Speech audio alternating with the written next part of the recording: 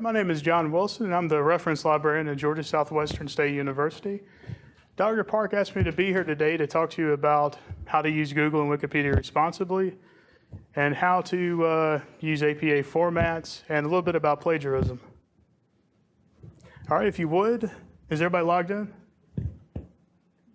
Do I need to wait on anybody? Okay. If you would, just click on your web browser.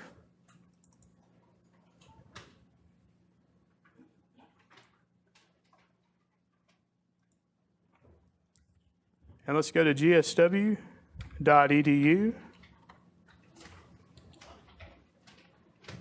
Okay.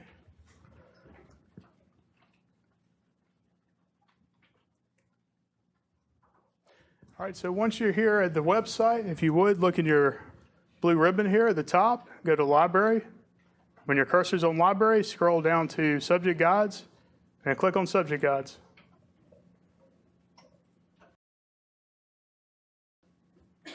All right, and click that Fall 2016, using Google and Wikipedia responsibly.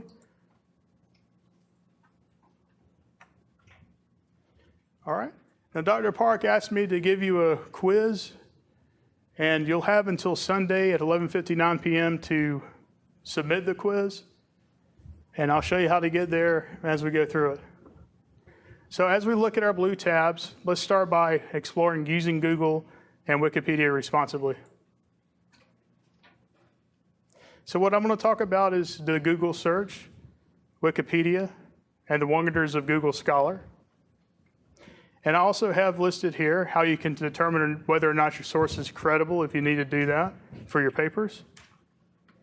And we're going to talk about ILLIAD, which is a program that the library offers that you can use to get articles or books that the library here doesn't have. And it's going to be free to you. It's a free service. So I would recommend you take advantage of it. All right, so let's get started by clicking right here and go to Google.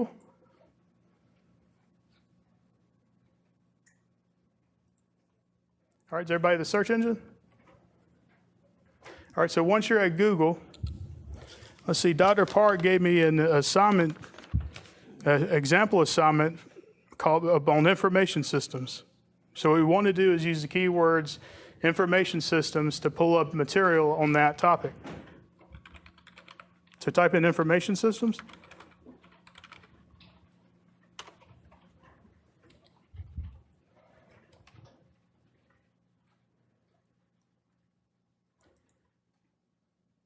And as you can see, you have about 255 million results, which can cause information anxiety because a lot of people don't know where to go to begin to find sources for their paper. Now, Google search is not like a database. The information is not very well filtered, so you have a lot of different forms of information, not just scholarly peer-reviewed sources, which is what you're going to need for your paper. So I don't recommend using this to find your articles for your paper. This is a great place to start to learn background information and to learn more about the research topic as you prepare to write that paper. A lot of students, what they'll do is they'll go to Google search and they'll choose the top 5, top 10 results, and they'll use that in their paper. And that can result in getting a bad grade because it's not a scholarly peer-reviewed source. Almost always, when you do a search in Google, one of the top results will be Wikipedia. So let's go and let's look at information system on Wikipedia. Please click on this. Now, as you can see, we're in Wikipedia, and Wikipedia is a wonderful tool for background information. It's very well classified. You have a table of contents, you have headings and subheadings, and all this information can help you learn more about the topic as you prepare to write your paper. You can create a list of different types of research topics you want to explore. And it also contains references that you can use for your paper. Does anybody know why you don't want to use Wikipedia in your paper? Yes? Because Wikipedia can change by anyone. That's correct. That's changed by anyone. And let me show you exactly how you can do that. If you go here to this Edit tab and you click on it, you can log in or create your account. I know absolutely nothing about information systems, not anything. I could log in right now and I could change content. And if you use that Wikipedia article in your paper, I could cause you to make a 0 on that assignment. So don't risk that. Just use this as background information to explore what you want to talk about in your academic articles. Now let's also look at View History. If you click the View History tab, what you're going to see is the history of the edits made to Wikipedia. So we can see as recently as August 22nd, an edit was made. We can see who made it. Me, myself, and I are here, edited. Go Dodo edited. I don't want to use these people to write my paper just because I'm not sure if they're credible or not. Now, let me just talk about why Wikipedia is so great for you. Wikipedia has references at the end. Now, these references can be primary sources, scholarly peer-reviewed journals that you can use to construct your research paper. As a matter of fact, as you read this and you explore what you want to talk about to get a better understanding of the topic, you may find something that you may want to put in your paper down the road. So let's scroll down here.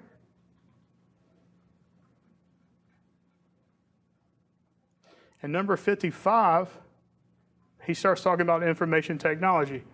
Now, in Dr. Yang's example for me, what Dr. Park asked for is to discuss, in your opinion, whether IS includes IT or vice versa.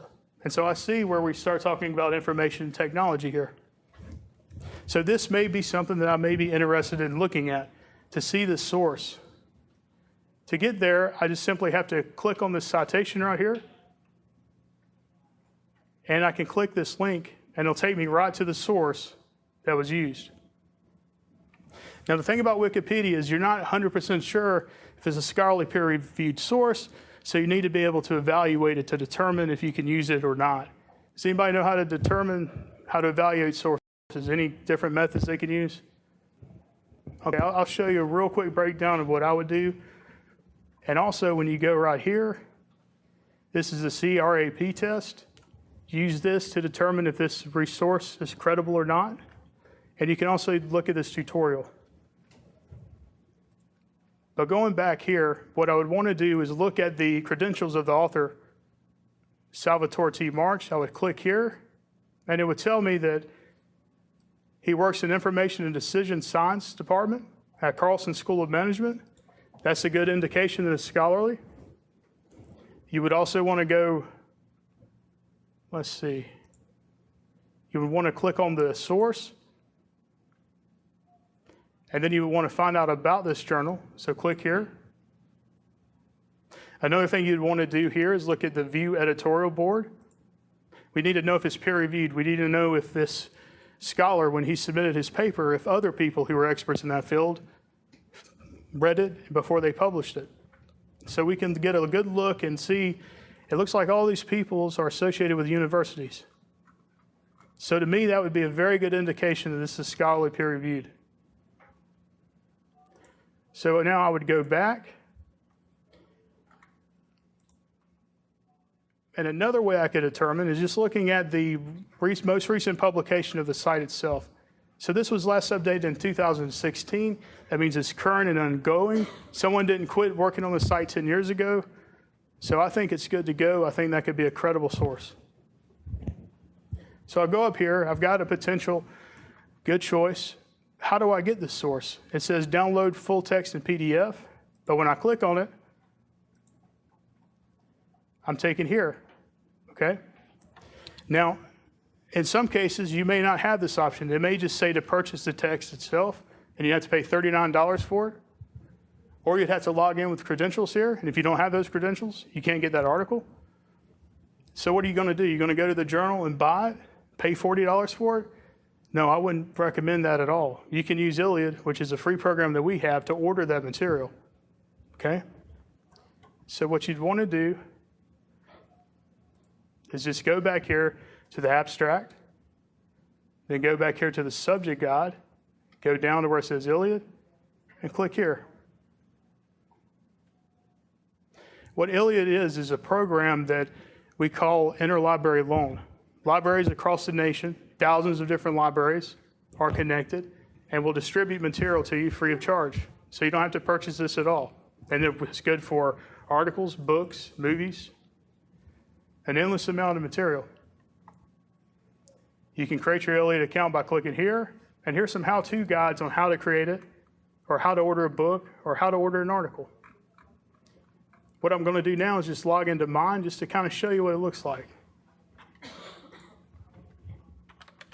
So I'll enter my ID and password. All right. To make a new request, I would just go right here to the left-hand side and click on article. Okay. I would go back to my abstract, and I would just start copying and pasting. So I would copy the journal title, enter it into the information, and I would keep copying and pasting until it's filled out. All you need to do is fill out the red asterisks.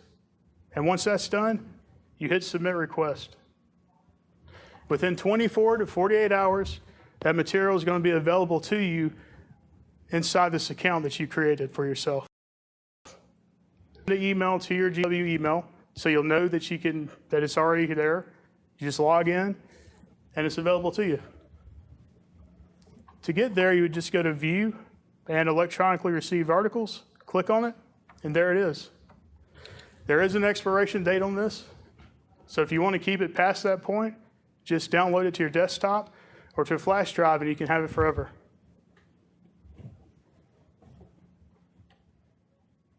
All right, so now let's go back here to our abstract, and let's look at Google Scholar.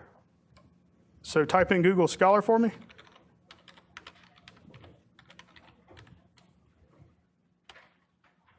How many people are familiar with Google Scholar? That's good, that's great, I'm glad to see that. Some people are not. Some people don't know the benefits of it. They don't realize how easy it is to get information that you need and how quickly you can obtain it. What Google Scholar is an educational research database. So when you click on it, it looks just like the Google search engine. You would enter in your information. So we've done our research, and now we can investigate exactly what Dr. Park wants us to do, and that is discuss, in your opinion, whether IS includes IT or vice versa. After reading that material, I come to the conclusion that it does. So all I would write is information, systems, includes information technology.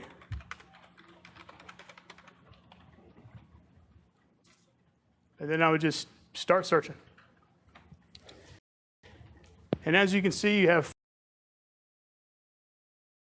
5,800,000, still a far cry from information, better than the over 2 million results you had with the Google search. And you know that all of these are going to be scholarly peer-reviewed articles. So how can I refine my results to get where I want to go? I can use Boolean phrases such as and, or not. Or since in this case I'm searching for an exact phrase, I can just put it in quotation marks. By using quotation marks, it's only going to search for those keywords in that exact order. So let's see what the results are now. So now I have 3 results. So very quickly, I was able to get to exactly what I wanted to get to, hopefully. So let's look at it right here. It says in this, one question asks whether information systems includes information technology or the reverse. And that's almost exactly the same question that Dr. Park asked in this assignment. So I would definitely be interested in this resource. So what I would do is just click here, and I've got the PDF, okay? If I didn't have the PDF, I could order it from Iliad. Now what I would do is I would scroll down to the bottom of the paper to these references that were used. And if they sounded interesting, like something I could use for my paper, I would just start ordering through Iliad.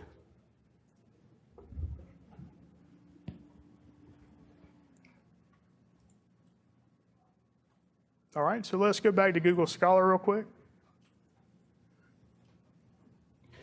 Now, if you log in to your Google account, right here where it says sign in, what you'll be able to do is save this information. So you can actually click save, and it'll go to your library section right here. And so anytime you want that information, just click My Library, it's there for you. You don't have to go back and hunt it down again. You've already got it collected for you. Also, if you want the citation, you just click Cite and choose what you want. For me, it would be APA. Always double check. There's always a possibility of error when you're dealing with computers. So check your source material, the APA manual, just to be on the safe side. Another feature that I absolutely love about Google Scholar is that you see where it says cited by 8. These are people who have actually used this article for their own research papers. So the material in this article has been expounded upon by these new scholars. So if I click on cited by 8, I now have more information that I can use for a research paper.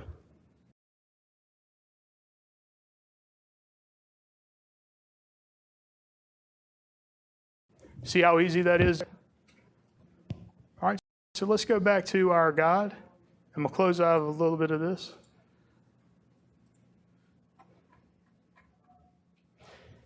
The next thing we want to talk about is plagiarism. I'm not familiar with this class, so I don't know what your level is. I was asked to give a presentation on the topic. So if you already know all about plagiarism, you've already been in a bunch of classes, this will just be a brief refresher for you, okay? Before we really get started talking about it, let's click on this tab that says Famous Examples of Plagiarism.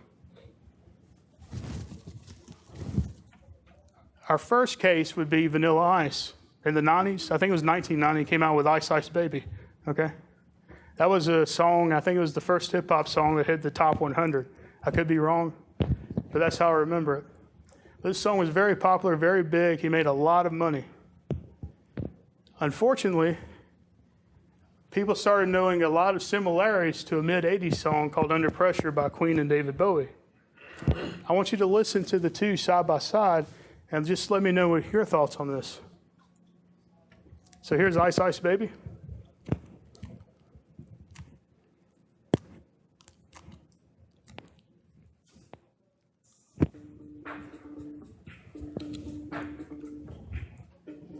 VIP.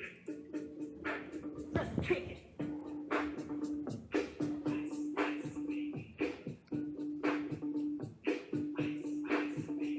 All right. And now here is David Bowie and Queen's Under Pressure.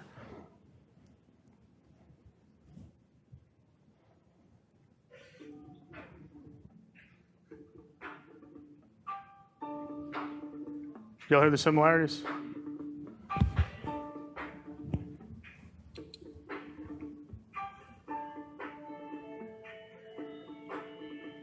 So to me, the bass line sounds absolutely identical. Okay, I can't even hear the difference other than when different music starts coming in.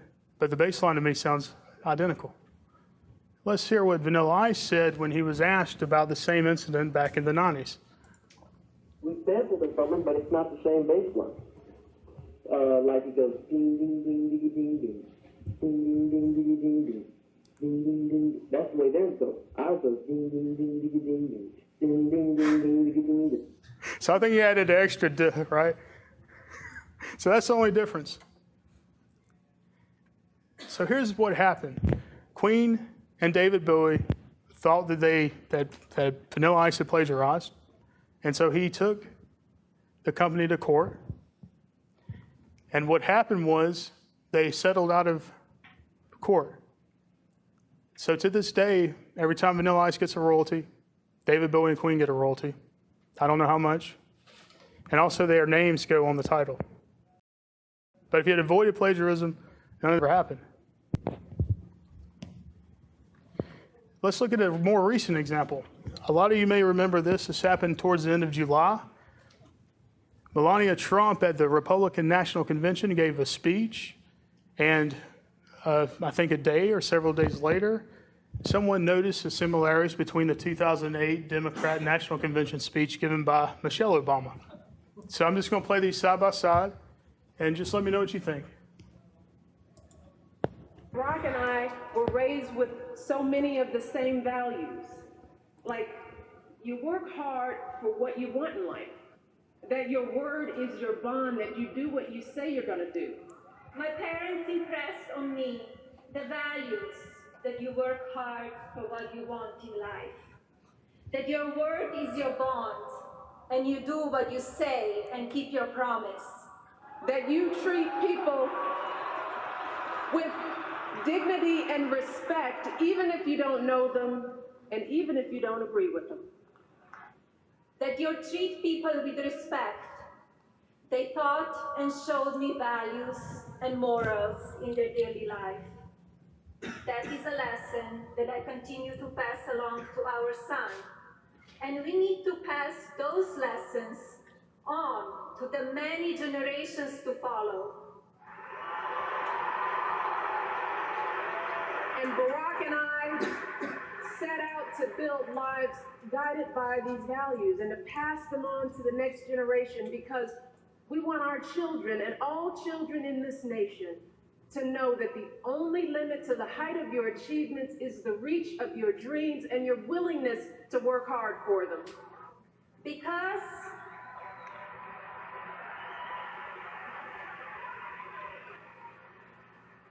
we want our children in this nation to know that the only limit to your achievements is the strength of your dreams and your willingness to work for them. All right. So do y'all hear some similarities there? What eventually happened is, I think there was a huge controversy for several days, and eventually came out that her speechwriter had asked her for some inspirational people that she really admired, and she's named Michelle Obama as one. And so that writer used some portions of the speech in Melania Trump's speech. And now let's look at what plagiarism is exactly. Can anybody give me a definition for it? According to Webster's dictionary, it's an act or instance of plagiarizing, and it's passing off one's own ideas or words of another. So in other words, basically it's taking someone's words and using them without giving them credit, okay? Now, what's considered to be forms of plagiarism? You can asking someone to write all or part of your assignment, even if you pay them. Someone once asked me a good question. What if I went to Fiverr.com or to another website that allowed me, that, wrote research papers for you, if I paid them? Because in publishing industries, you can pay an author to write a book. That author will give away the book's rights, money, and then the publishing industry will put it under a famous writer's name to sell it. The thing here is that you're following the GSW academic integrity policy. This is your contract when you become a student, and that includes academic honesty. By using someone else's work, whether or not you pay them, that's considered to be academically dishonest and a form of plagiarism. So don't pay for that work. And I know some of you are thinking, what are the chances of being caught? You may not get caught, but you might. Turnitin.com will catch it. And can you trust the person who sold you that work not to sell it to another student or to use parts of that work in another research paper he sold to a student? I wouldn't take that chance. Also, we're looking at copying someone else's work, published or unpublished, asking someone to write all or part of your assignment, and we just talked about that, I'm sorry, inadequately documenting research, and that would just mean not citing your sources, whether you paraphrase or whether you use direct quotes. Also, downloading material from electronic sources without appropriate documentation, and representing others' works or ideas as one's own. So what happens if you do get caught? Automatically, you can expect to get a 0, and that 0 will probably have repercussions. You'll probably flunk the class. And if you get called again, their chances of being expelled are very high. And this is a good video of a professor talking to his students about plagiarism. I'm just going to play this for you and let you watch. Julia, you submitted a paper a couple of days ago, and I believe that the paper is a copy from a file, so it's not your own. Is that true? Yes. Do you realize that that is a serious offense against the university policy? I don't know very clear. So you submit a paper with your name, and the content is written from someone else. Yes. And that is against the policy, and that is plagiarization. So for that, the minimum penalty is you get a 0 from that assignment. But probably, more likely, you will fail this class. And that means you have to take this class again. You'll get an F, and you'll take the class probably next semester. Okay? So this is your first offense, and I would treat that as you are not careful. But if you plagiarize again, or you commit any kind of academic dishonesty, the penalty is expelled from school. And that is a permanent record on your transcript, and it will affect your whole life. You understand that? I didn't know that. It's very serious. So, from a university point of view, the integrity of the degree is the utmost importance for the university, not only for me and you, for the whole university. So if you can get a degree from copying someone else's work, the degree doesn't worth anything. And that will hurt you, you hurt other students, and hurt the university. And the university doesn't have any value unless we keep that integrity very seriously. Do you understand that? Okay. So I hope you learn from this lesson and never use other people's work as your own again. You can always quote other people's saying as part of your writing. But if you use any other people's work without recognizing their name and send it as your own, that's another offense, and you will be expelled from the program or from the university. I want to make sure you understand that. Okay? This is all for your own good, because in the university you can still make one mistake like that. If you do it professionally, your professional life is in ruin. It might not ever recover. So I wish you learned from this. The university is here to educate you, to help you. But an offense like that would not be tolerated. So what's the result? Is that you get 0 from that particular assignment. You probably will fail the class. Okay? That would talk to faculty, but that's very likely. You will take the class again, and hopefully you learn this lesson, and you will pass the other classes in the future. Okay. If you do not accept this arrangement, you can appeal. Okay. If you don't believe you plagiarize the paper, you can appeal to University Policy Committee. But chances are they won't take it, okay, because the case is pretty obvious. So good luck. Study hard. I hope that you learn the lesson and be a better student from this point on. Okay. And take good care. So is there any chance I can make up so I won't get 0? No. That opportunity is not available. You already determined to send in that paper as your own, and that's a serious offense. The minimum, as I said, the minimum penalty, you get 0. So I think you should start thinking about how would you take the class again. I know this is a big disappointment. It will prolong your study here, but you should feel lucky that first, university probably will give you opportunity to stay in the program. Second, you should feel proud that this university treat the academic integrity this seriously. That means your degree and other people getting degree from this university worth something. Okay? I think that's the end of our meeting. You take good care and learn from this. Okay, I will see you soon. Thank you.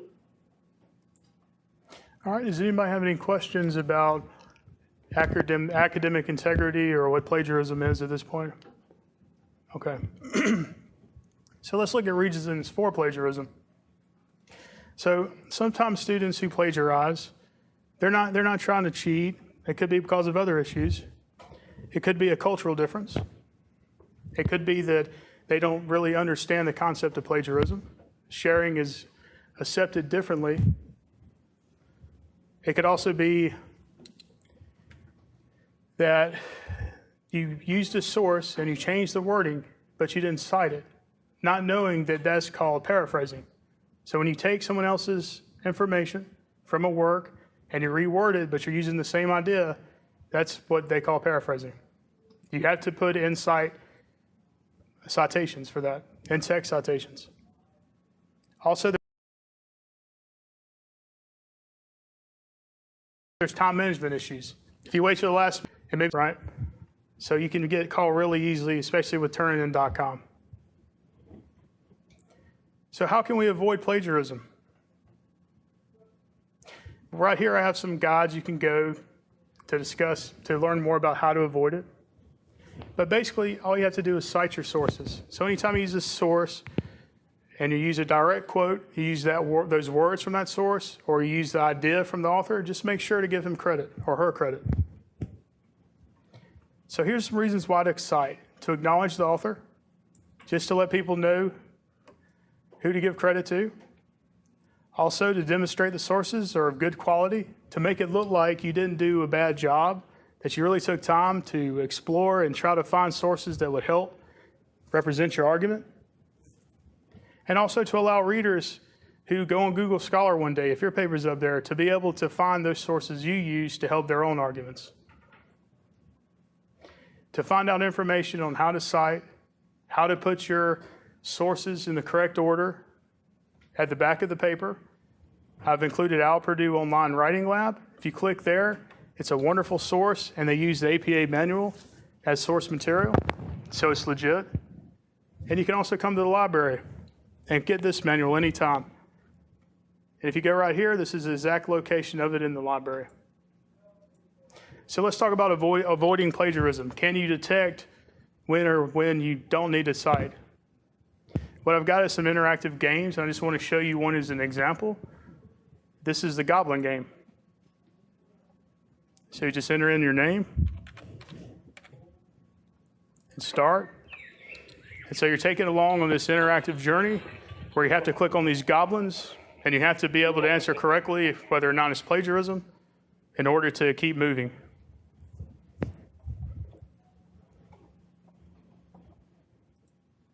All right, so now we need to find the goblins and we need to answer the questions. So let's start by clicking here. If you can catch him. All right, so Bridget researches and takes notes in her own words. Later, when typing her essay, she does not give credit to the author because they are not the author's exact words. Bridget is plagiarizing her research. How many people think it's true? Raise your hand. Okay. How many people think it's false? All right, so the truths have it. Let's see if we're right. That's correct. And so these are just examples of how you can play interactive games to help you understand in case you need that help. So you just basically just kind of look under everything to find these goblins. No, in the couch. There's one. There's one right there. But it's fun and it's something that's educational. Okay? And these are all games you can play. All right, so now let's paraphrasing versus. We'll start by saying, we'll start with common knowledge. Who knows what common knowledge is? Common knowledge is just information. Go ahead. Information anybody knows. That's right. That's exactly right. It's just information that's already known. We assume you know it. President Barack Obama is the current president. Sky's blue. Right, the sky's blue, common knowledge. You wouldn't need to cite that.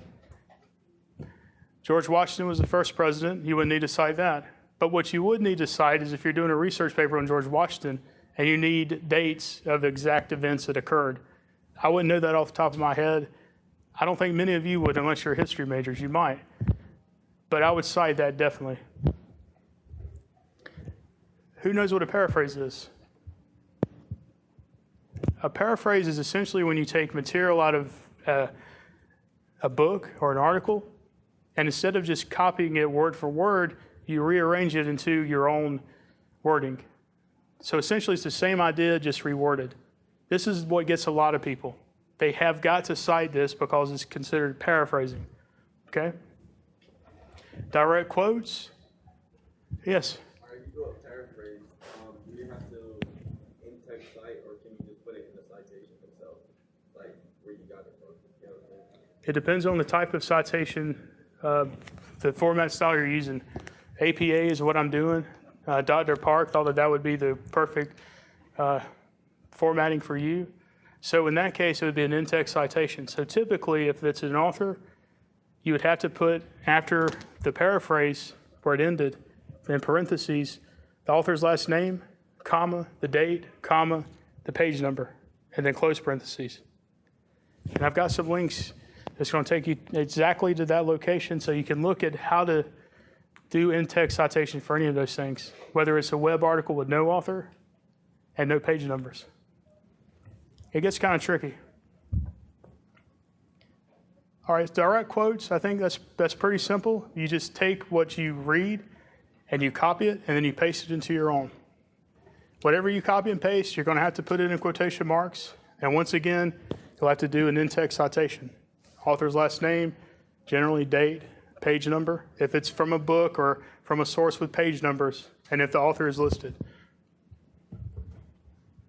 And I'm glad you brought that up because if you click right here on the APA Quick Citation Guide, it's going to take you to how to cite in text with different scenarios. So for example, this is a web page with an author. So the reference entry would be, the in-text citation would be, here's where you paraphrase from your article, and then once the paraphrase is over, you're going to do a parenthetical citation in text, and it's going to be the last name and the date. In this case, there's no page number, okay? And so you can find that example by using this guide for whatever you're doing. You can also use this book. This book has just about every example possible. And if they don't have an example, you can come see me, and I'll be glad to help you out. Does anybody have any more questions about this? Okay. All right, so let's look at the APA Format and Citations tab. And once again, I'm just listing the APA manual. Other citation help. This will be the online Purdue OWL website where you can use APA source formatting. Also, we're looking at Son of a Citation Machine. So if you're not sure about how to use an APA reference, how to cite that appropriately, you can enter in the information. It'll cite it for you. But once again, I recommend that you go back to your source material to double check to make sure it's done correctly. And right here, I just have examples of how to format it with APA for journals, books, web sources, and a little tiny example of in-text citation. I just want to have you covered in case you ever need that help. All right, so let's look at the final step, which is going to be your quiz. You have until Sunday at 11:59 p.m. to complete it. It's going to be 10 questions, 10 points apiece. And I wish y'all the best of luck. Please go over your material again in this subject guide before taking it to make sure you get that easy 100. All right?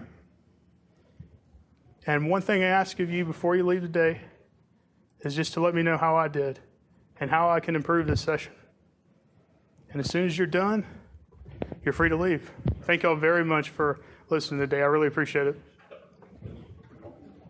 Question. Yes. Is there two different tests? I noticed there was one you had. Oh, yes, I do apologize. Yes, let me go back here. That's a great question. I taught 2 classes today, so I put the list here. So this would be for microcomputer application. So just click on this one for your quiz, okay? Yes. My name is John Wilson. I apologize. Thank y'all.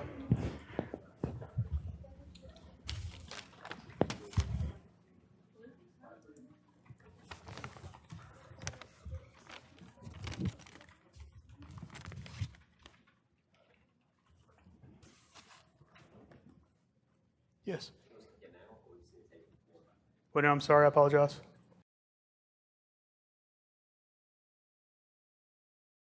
So we need to take it now?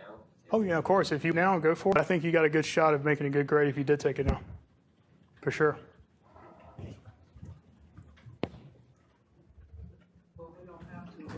Right, you have until Sunday at 11:59. So what I would do if I was in your situation is I would just go over that guide real quick, and then I take the quiz and I could refer back to the guide as I took it. So I'd want to have a little bit of time. Yes. Yeah, of course, no problem. All right, so let's look at how to get there again. You'll need to go to gsw.edu, the main webpage. And once you're there, you'll go to Library in the blue banner, scroll down to where it says Subject Guides, click, and yours is going to be this top one right here. So just click there on Google and Wikipedia Responsibly, and there you go.